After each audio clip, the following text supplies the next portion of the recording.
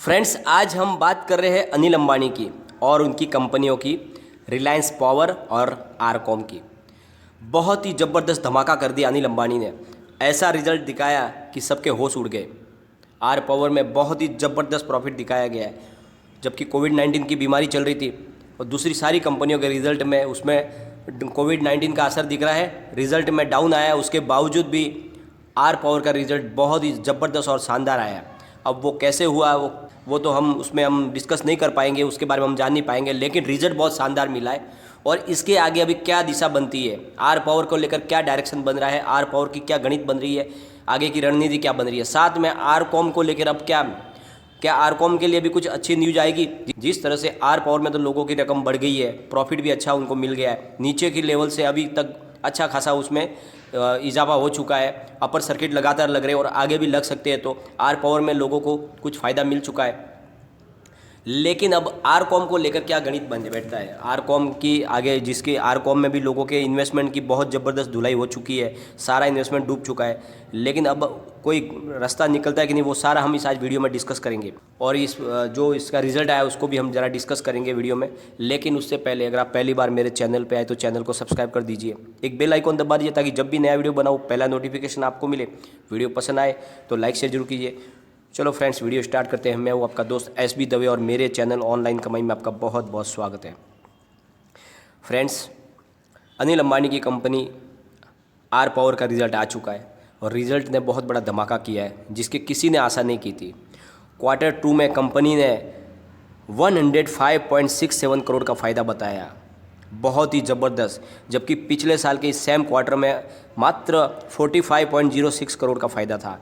यानी इतनी भयंकर बीमारी कोरोना की चल रही है, इतना सारा सब कुछ लॉकडाउन की वजह से सब कुछ कारोबार ठप था, उसके बावजूद भी एक साल में इतनी ज़बरदस्त वृद्धि, यानी 17.3% की वृद्धि पिछले साल के मुकाबले, बहुत बड़ा रिजल्ट कहा जाएगा।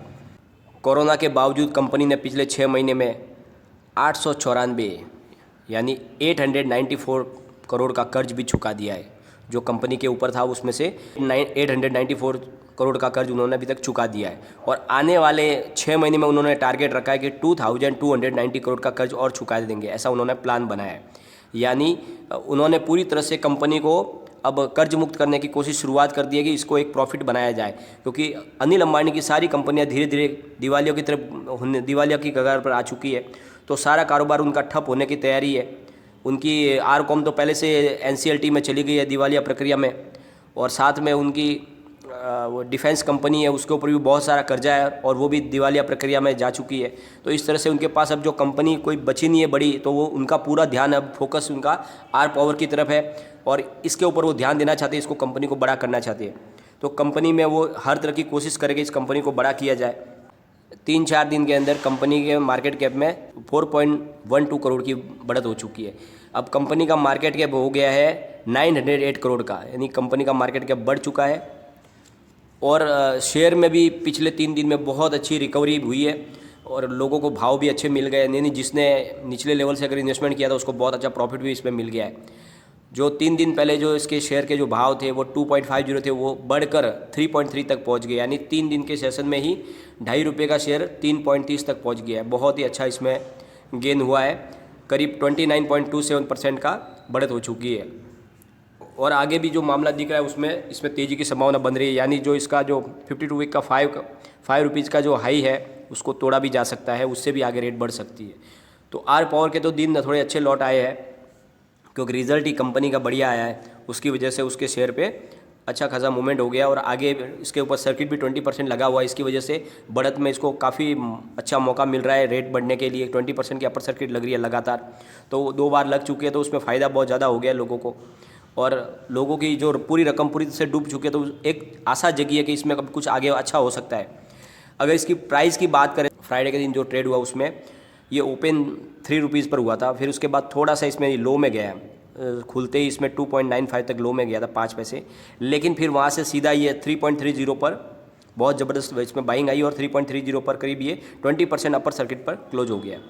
इसमें ट्रेडिंग बहुत ज़बरदस्त हुई है, वॉल्यूम बहुत तबीयत की हुई है फ्रेंड्स। इसमें वॉल्यूम BSE की अगर बात करें तो 2,27,45,159 शेयरों की वॉल्यूम हुई है, जो बहुत बड़ी संख्या है। सामने 1,19,69,103 शेयरों की डिलीवरी उठाई गई है।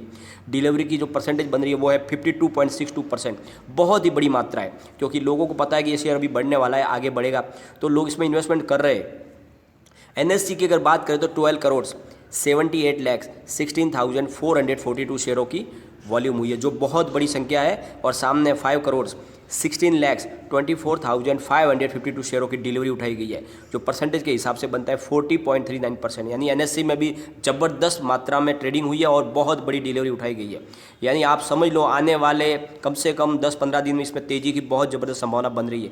भले बीच में थोड़ा गिरावट भी आ जाए, लेकिन ये शेयर अब दौड़ने वाला है, इसमें तेज़ी की संभावना बन रही है। अगर मौका मिले तो इसमें आप इन्वेस्टमेंट थोड़ा कर सकते हैं, इसमें आपको तेज़ी दिखेगी, क्योंकि कंपनी भी प्रॉफिट में बता रही है। लेकिन फ्रेंड्स, सबसे बड़ी बात, कंपनी का प्रॉफिट जो बताया गया अभी वो प्रॉफिट इतना नहीं है। कंपनी के ऊपर जितना कर्जा है वो उसकी कुल संपत्ति बेच के भी पूरा नहीं किया जा सकता, इतना ज़्यादा कर्जा है। लेकिन आर पावर कंपनी ने जो अपना प्लान डिस्कस किया उसमें उन्होंने 2,290 करोड़ का कर्ज 6 महीने में, आने वाले 6 महीने में चुकाने की बात कही है। यानी उन्होंने 894 करोड़ का कर्ज तो है जो 6 महीने में चुका दिया है, और आने वाले 6 महीने में उन्होंने और टारगेट रखा है 2,290 करोड़ चुकाने का। तो इस तरह से वो कम से कम 3,000 करोड़ का कर्जा है लगभग, इस साल के अंदर वो चुकता कर देंगे।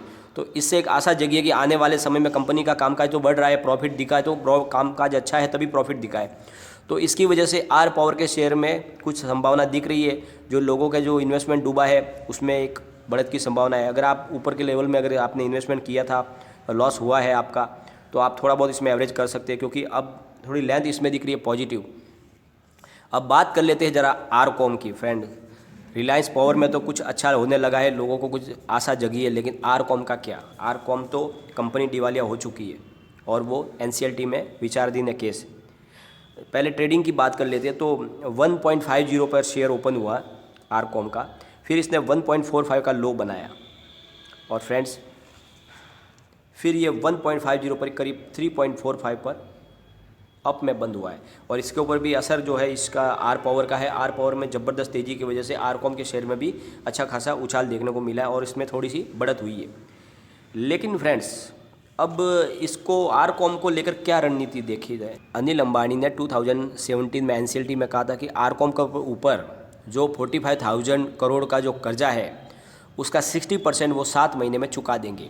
लेकिन उन्होंने बैंकों को एक फूटी कौड़ी अब तक नहीं चुकाई है, और इसलिए अब सारी बैंक प्रेशर दे रही है और वो किसी भी तरह से अपने कर्ज को वसूल करना चाहती है।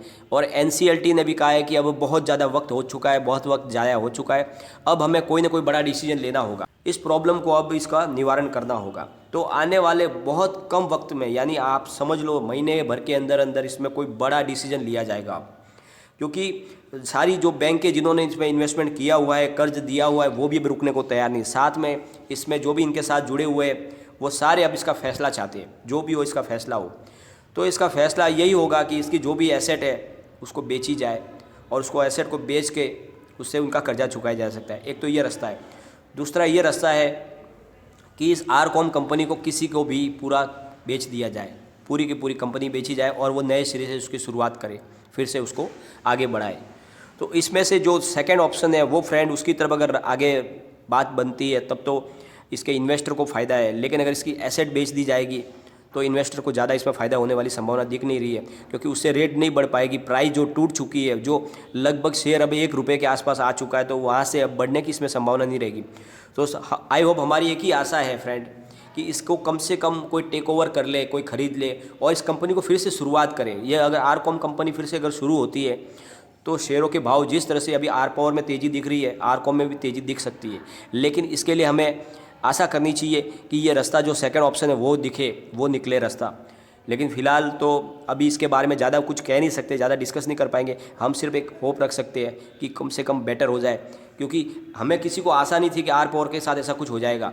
किसी ने भी नहीं सोचा था, कोई भी अभी तक ऐसा प्रेडिक्शन करने वाला नहीं था।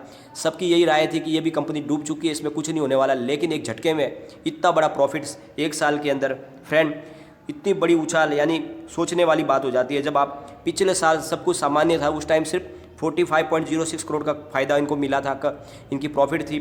लेकिन इस समय जब 6-7 महीने से लगातार कोरोना बीमारी ने सबको परेशान करके रख दिया, सारे मार्केट डाउन हो चुके, सारा कारोबार ठप हो चुका है, लोग बेरोज़गार हैं, उस समय में कंपनी 105 करोड़ जितना बड़ा फ़ायदा अगर दिखाती है तो एक झटका लग जाता है। लेकिन जो भी हो, आर पावर के इन्वेस्टर के लिए तो एक अच्छी बात हुई, क्योंकि उनकी जो इन्वेस्टमेंट पूरी डूब चुकी थी, जिसका कोई अता पता नहीं था, उसमें एक उछाल तो आया है। यानी 2-3 दिन में जो इतना बड़ा उसमें गेन मिला है, अगर ये और थोड़ी तेज़ी चलती रही तो कुछ उनको फ़ायदा हो सकता है। अगर किसी ने 10 रुपये के आसपास में अगर इन्वेस्टमेंट किया, अगर वो 3 रुपये के आजू बाजू में करता है और अगर 6-7 रुपये इसकी प्राइस अगर हो जाती है तो वो उसमें सेफ साइड बाहर निकल सकता है और हो सकता है कंपनी आगे अच्छा खासा काम कुछ करे। अनिल अंबानी के पास फिलहाल ऑप्शन भी बहुत कम हो चुकी है, उनकी इतनी सारी कंपनियां थी, धीरे धीरे सब लॉस में जा रही है। उनको आशा अब एक आर पावर के ऊपर ये हो सकता है, तो वो आर पावर पे अगर ध्यान देंगे तो ये कंपनी बढ़ सकती है। लेकिन जो भी हो, आगे आने वाले समय में पता चलेगा। लेकिन फ्रेंड्स, कोई भी इन्वेस्टमेंट करने से पहले अपने फाइनेंशियल एडवाइजर से एक बार एडवाइज ले लें या अपना खुद का रिसर्च करें स्टॉक के बारे में, क्योंकि मैंने वीडियो आपके एजुकेशनल पर्पज़ के लिए ही बनाया। वीडियो पसंद आए तो लाइक शेयर जरूर कीजिए। फ्रेंड्स, आप स्टॉक मार्केट में काम करते हो, आपके पास डीमेट अकाउंट होना चाहिए, ट्रेडिंग अकाउंट होना चाहिए, स्टॉक ब्रोकर अच्छा होना चाहिए जिसके ऊपर जो रेपुटेड भी हो, साथ में जिसके ऊपर आप विश्वास कर सके और आपको ब्रोकरेज भी कम लगे, साथ में आपका अकाउंट भी बिल्कुल फ्री में खुल जाए। तो ऐसा ही एक ब्रोकर हाउस है फ्रेंड, एंजल ब्रोकिंग, जिसमें आप एंजल ब्रोकिंग में अकाउंट खोल सकते हैं। उसमें आपको फ्री ऑफ कॉस्ट अकाउंट खुलेगा, साथ में उनकी ब्रोकरेज भी बहुत कम है। आपको इसके बारे में जानकारी दी जाती है, समय समय पे हर शेयर के बारे में आपको जानकारी बताई जाती है। तो आप चाहे तो उसमें एंजल ब्रोकिंग में अपना अकाउंट खोल सकते हैं। अगर आपको खोलना हो तो मैंने डिस्क्रिप्शन में लिंक दी हुई है, वहाँ पर जाकर आप अकाउंट खोल सकते हैं। Thank you friends.